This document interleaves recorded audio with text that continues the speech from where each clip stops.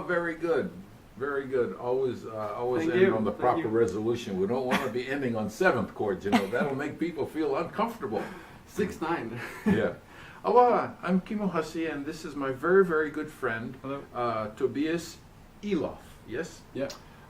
Tobias is from Denmark, and in a year, he's going to receive his music degree from a university in Denmark where he goes.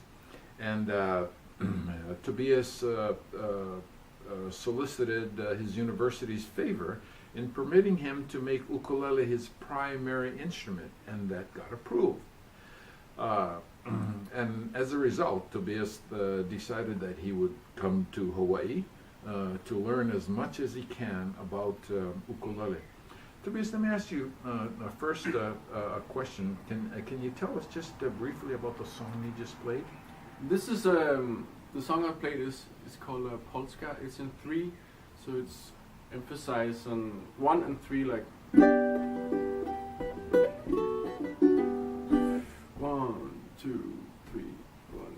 Yeah, and it's a traditional Scandinavian folk tune. Oh, great. Yeah. Before we go any further, I want to continue on in talking with Tobias about some wonderful things that'll be of interest to you and Tobias and I as well. We've gotten a lot of feedback from you, thank you so much, on the videos that we do, and a lot of you have requested that we do more videos on technique, and we're going to do those.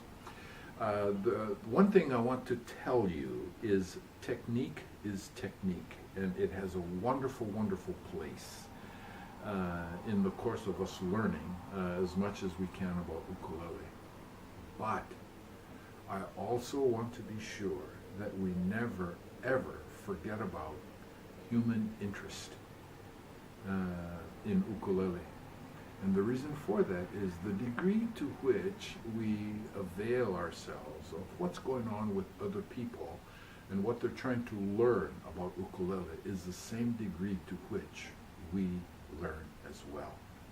So, Tobias, you came to Hawaii because you had told me anyway that you wanted to learn as much as you could about ukulele. Mm. The idea is when you go back to Denmark is to grow your own ukulele program there, yes? Yeah.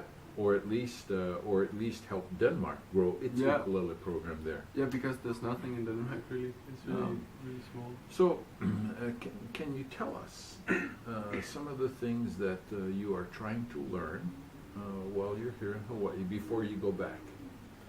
Yeah, while I've been here, I've learned a lot about just how you like the Hawaiian way of playing the ukulele, because I came from something like the way I was brought up with it was just I could play any kind of thing on it, and like most people do in the world. And then I started to play traditional music from Scandinavia on it, but it's so different from Hawaiian music. So I came here to learn how it sounds and play with to jam session, go to concerts, meet with people. You take me around all the island to the different makers and sort of get a network in for it, because. Right. And have you learned about the Hawaiian style of playing ukulele Yeah, and Hawaiian music? The sound, you just walk in Waikiki and you hear it everywhere at the hotels, and there's people playing concerts at the hotel all the time. Great, just get the sound of it. The important thing about style or learning to play ukulele the way we play when we play Hawaiian music here in Hawaii is not necessarily when you go back to replace the way you play. It's to add to it. Yes. That's the thing that I think I learned about the tradition with ukulele, is that it's so individual the way you play around the world. It's in Hawaii you play the Hawaiian style, and it's really connected to the language also in some way. Because of the songs is the main thing. But in Denmark, it's nice to have a perspective of Hawaiian music, but I think it's more interesting to take the songs that you know and already and play it and make your own arrangement of. And so the common application is like perhaps from a standpoint of folk music. Yes. Yeah. It could folk be. music amongst the different countries in the world is very different. Yet, we use the same rules in music to create that music in a different style that we enjoy.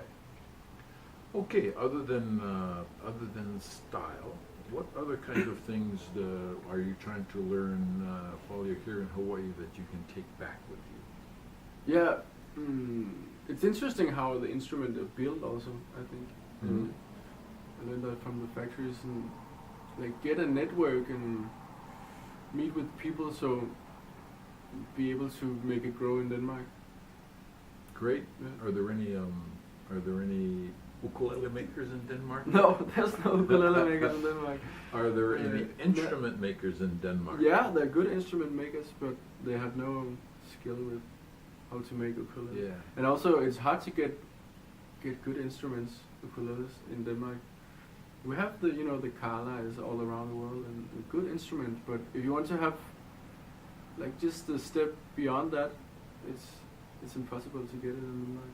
Yeah, well, I think the thing that I like best about what you mentioned in terms of learning about how the instruments are made is that the ukulele makers nowadays have done a wonderful job making ukuleles that are easier to play. They look better, they sound better, and actually. They come in all various price ranges, so that we're able not only to fit into that category, but wherever we fit in on the range of like prices of ukulele still permits us to build goals and dreams of constantly improving not only the way we play, but the instruments that we play. In addition to that, I think one of the wonderful things about instrument making in Europe is that there's a long tradition of Europe producing very good artists and instrument makers. So that's cool. Yeah. We've talked about style. We've talked about instruments and how they're made. What else are you trying to learn while you're in Hawaii that you can take back with you? That's a good question.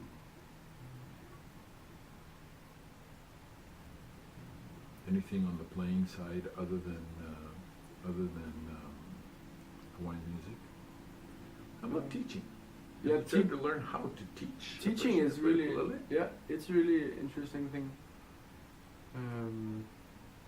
How to it's always the teacher's role to be able to see a student and see what the student needs.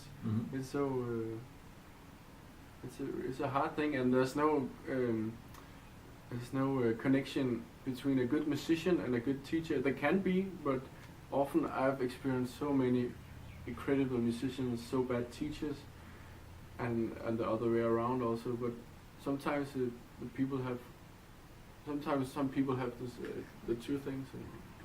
So one of the things you do when you go back is to not only continue to develop as a player, but certainly I'm going to teach more. That's for sure. Yeah. And you have to train teachers too. Yes. Yeah, because if you want to make it grow in the country, you need to have some people to teach also, because you can take a lot of your time only teaching and specify only with that. Right. Because then you can develop so many more musicians and more people will play, and eventually those people will also teach and play concert. It's just, I don't know what you call that in English, but it's like domino effect. Yep. Good for you. Okay.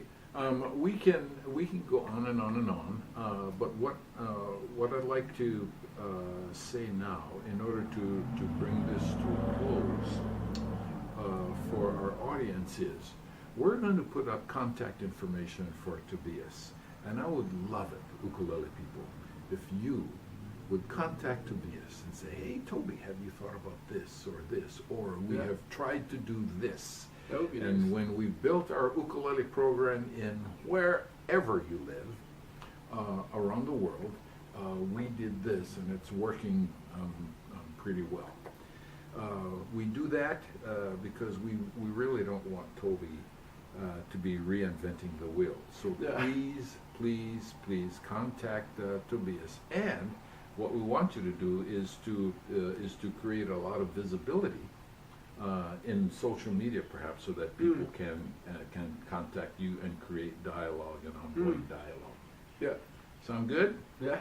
Okay, buddy. Can you play us a song and play us out? Yeah.